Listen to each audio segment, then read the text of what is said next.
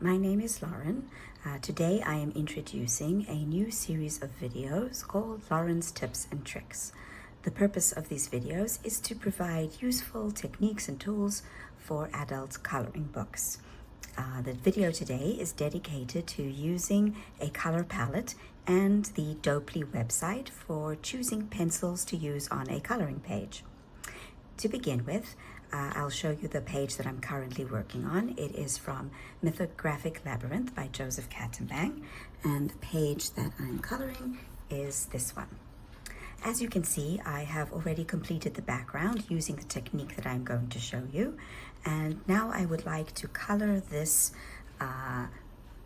tree branch or vine that is crossing the page, and for that I need to choose colors. So to begin with, I find my color palettes from 4 different sources. The first is Pinterest. The second is Sarah Renee Clark's coloring catalog, which also comes in a cube form, which is a physical box with cards that have the palettes in it. Unfortunately, the shipping was a bit too expensive for me, and so I use the color catalog. The next one is the 2 books that I bought from Amazon, the Traditional and Modern Colors of Japan. I got them in Kindle format. And the last one is Practical Color Combinations. Today I'm going to show you how I use the Traditional Colors of Japan resource, and I will do another video showing you the other 3 resources that I use. Okay, so I have the book on my iPad and I open it up, and you can scroll along from the beginning and find different color palettes.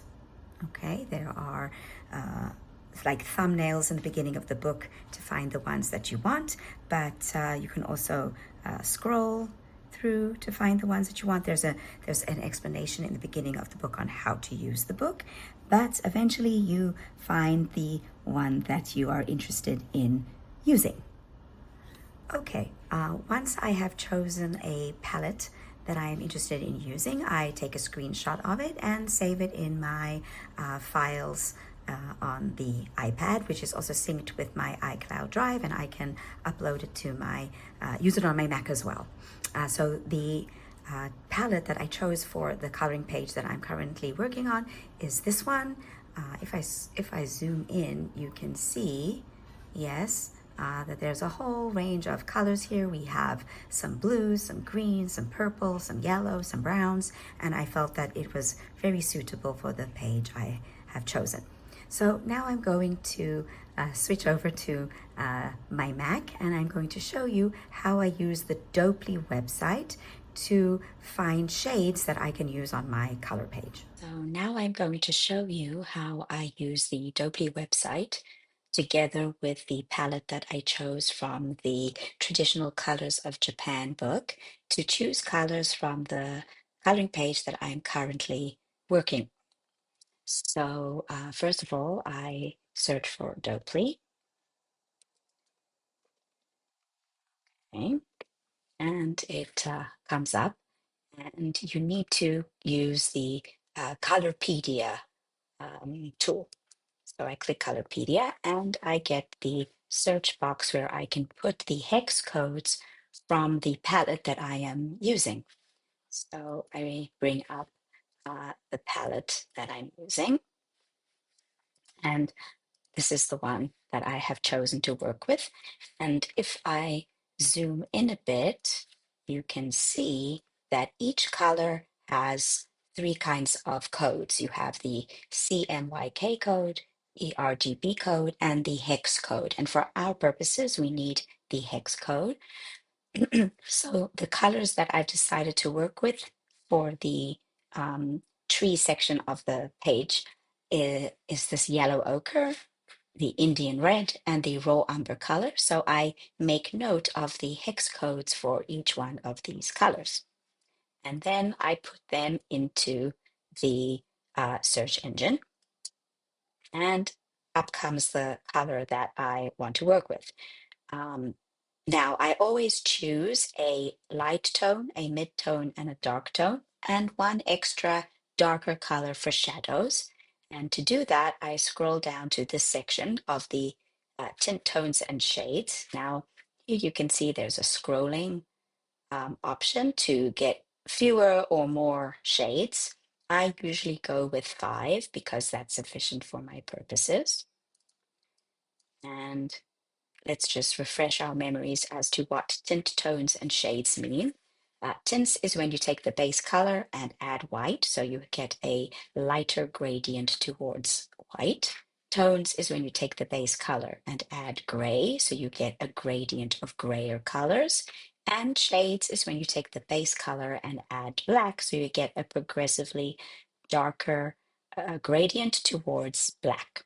And I take a screenshot of this, and then I compare the screenshot to my color swatches from whichever brand of pencils that I want to use. I usually narrow this down even more and choose my light and my mid and my dark tones from these colors. Sometimes I take one from each section, or sometimes I take the base color and then another gray toned one, or 2 or 3 shaded ones. So it all depends which colors actually appeal to me and I feel will be most useful in the page that I'm working on.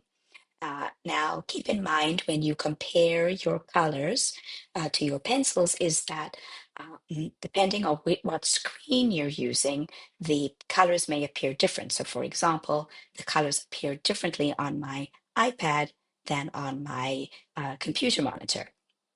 So this is also something to keep in mind. So I do the same process for each one of the colors, hex codes. Okay, and I take a screenshot of that. And then the final one, I take a screenshot of that one. Okay, so I end up with however many screenshots that I need, and then I can compare them to my color swatches, which is something that I will show you how to do right now. Right, so after I have screenshotted the pages from Dopley to use on my color page, I need to find the corresponding pencils in my swatches. So I open up the screenshot on my iPad. I can even make it bigger. Remember I said that the colors on the iPad might not match the colors on the screen. So it could be that you would prefer to use the colors that showed up on your computer screen rather than on your iPad. It's all personal preference. So once I have the screenshots, okay, I compare them to my swatch charts for the pencils that I am going to be using. So this is my trusty folder with all my swatch charts in it. And right now I am using the Castle Arts sets. So I have the pastel tint, the harmonious, and I have the original set of Castle Arts 120. And I compare the swatches from the screenshot that I took and find the corresponding colors in my swatch chart. Right, so once I have picked out the pencils that correspond with the swatches from the screenshot, I usually swatch them out again in my notebook that I use for my pages. Okay, so I make a list of the colors from each screenshot, and then sometimes I see how they work together to see if I can find other combinations. Okay, so let's zoom in a bit. So for example, I can take 3 colors from the first grouping. So say for example, or even from the second grouping. So the cream rose is from the third grouping, the 114 is from the first grouping, and let's say the dark chocolate from the second grouping, and I can see if they swatch out and work nicely together, or if I would want to use something from this group. The beauty of the system is that you can mix and match to see what works. You get nice gradient. You get a pretty nice gradient there. But I'm wondering if maybe with the 0, 1, 10 in between. So, oh, I don't think I took that one out of the case. 1 second. Yeah, there it is. So this way I would get an even, I think, smoother gradient between the colors. Yeah. So you see how you can get an even smoother gradient, and maybe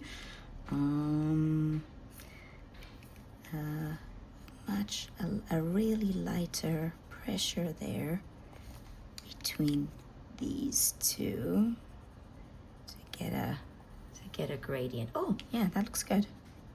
Okay, and so there you go. I have a gradient of 4 colors that I chose. So I have the cream rose, the 010, the 114, and the dark chocolate from the Harmonious. And then I will use these 4 pencils, and perhaps even black.